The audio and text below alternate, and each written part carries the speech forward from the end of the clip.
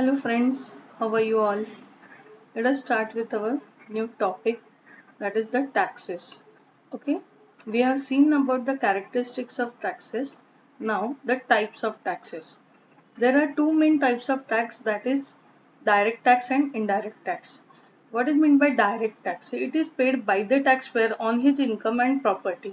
It is directly paid by the customer on his income, or we can say not the customer, a person. We can say that whenever we talk about the tax, it is related to one person, individual person, or maybe a firm or a company, all come under the person in the definition of income tax. Okay, just like the income tax that we have to pay on our income, and the wealth tax, that means at the time of sale and purchase of a property. The burden of tax is borne by the person on whom it is levied.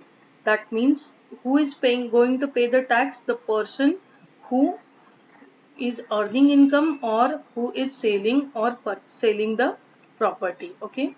So here the example is given, that is personal income tax and wealth tax, etc. Okay. Now the indirect tax, it is levied on the goods or services. It is paid at the time of production or sale and purchase of a commodity or a service. See, indirect tax, whenever we purchase any commodity, already the tax is included in that, and therefore it is known as the indirect tax. Okay, here the impact and incidence of tax are on different heads. That means the burden of indirect tax be shifted by the taxpayer to the other person. That means when the manufacturer is producing goods, he charge some tax to the retailer, and then the retailer charges to the customer. But to avoid this, nowadays a GST is applied, that is goods and services tax in India has replaced almost all indirect taxes, custom duty, etc. There is only one tax, goods and service tax, all over India it is applicable, and therefore it is to be divided in two parts, that is CGST and SGST, that is central GST and state GST. So now each and every person has to pay these two taxes only as an indirect tax. Okay, see, again the direct tax classification is given. It is not under the portion, it is just they are giving for the information that it is proportionate, progressive and regressive. Proportionate, when the tax is levied at the same and constant rate on all income, it is called proportional tax. Progressive tax, a tax the rate of which increases with every increase in income. That means, see, proportionate tax, the rate of income tax is same, where whether your income is less or more, you have to pay that much tax. But progressive tax, what I say, it depends upon the income. It increases when the income increases. In India, we have progressive tax rate system, therefore we have the slabs. That means income tax, we have to pay according to the slab income of the person which come under that slab. We have to pay the rate of that particular slab only. Then the regressive, in the regressive taxation, the larger of the income of a taxpayer, the smaller is the proportion of the tax levied on him. It means the income must, if there is a huge income, the tax is less. But this type of taxation is not be followed by any country right now. Then the non-tax revenue sources. See, already we have seen that the tax is the main source of income for the government, and the direct tax already we have seen. The next one is non-tax revenue. That means public revenue received by the government, administration, public enterprises, gifts and grants, etc. are called non-tax revenue. Let us start with the first one, that is fees. A tax is paid compulsorily without any return service, whereas fee is paid in return for certain specific service rendered by the government. For example, education fee, registration fee, etc. See, fees is the main source of income for the government, as at the time of taking admission in college or school, we have to pay the registration fee or education fee, and that goes to directly the government for the income. Okay, for their income, we can say that. The second one is prices of public goods and services. A price is a payment made by the citizen to the government for the goods and services sold to them. For example, railway fare, postal charges, etc. Whenever we have to purchase the ticket for the railway, in that case that the railway ticket, the fare of railway fare or fare of railway ticket is directly go to the government. That means again this is the income source. The third one is special assessment.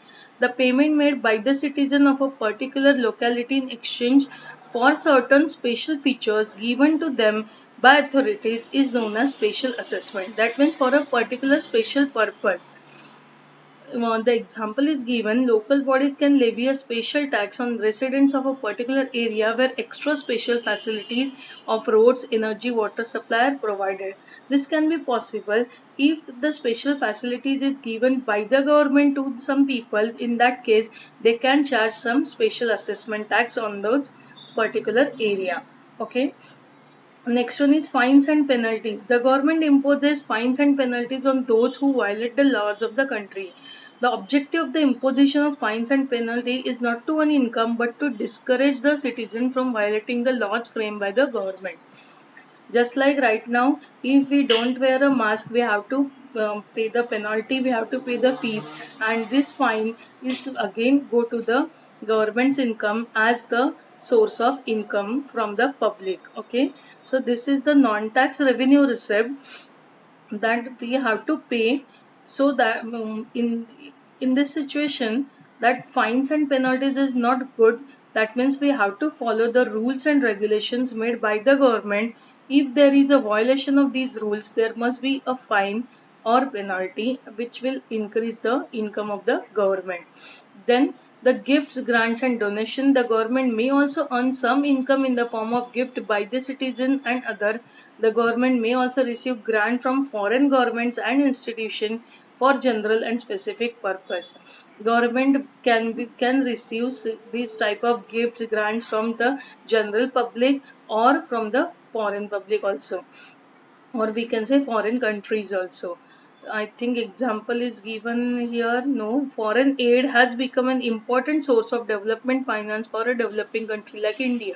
See, as the India is developing country, many times the grants or donation has been given to the such countries by the foreign authorities. Then the next one is special levies. This is levied on those commodities the consumption of which is harmful to the health and well-being of the citizens. Just like fines and penalties, the objective is not to earn income but to discourage the consumption of harmful commodity. Thus, for the special category, such that duty is levied on wine, opium, and other intoxicants.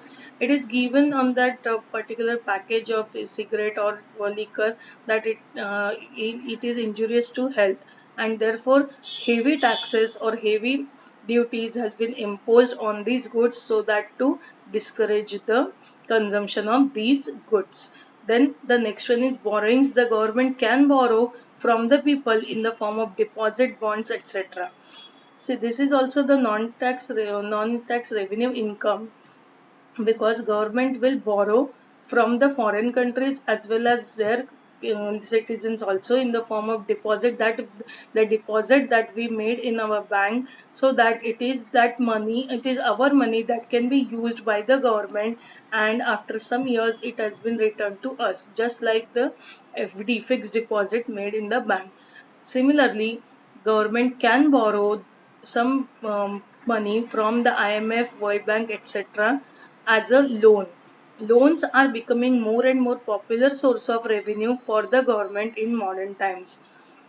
The more and more loan has been taken by the government so that the development should be there, and to pay off these loans, government they charge us as as we have to pay the price for goods and services, or the in the form of taxes. That is the main income of the government which will used for the repayment of these borrowings. Okay, I think all of you getting clear about this indirect tax and direct tax. So today I'm ending the lecture with this. Or let us just it's a small topic. Before ending, I just explain you about the GST that is given here, or we can say no, it is very the important topic it is given here. So let us consider in the next lecture only. Okay, so GST we will see in the next lecture. Today I am ending the lecture with this. So just do study well, and if you have any doubt, you can put your doubt in comment section so that I can clear your doubt. And till then, do study well, so that you will getting clear about the doubts and clear about the chapter. This is very important chapter, as you know. This is related to very practical things in the economy that we are using. So just go through it and like and subscribe my channel. Bye.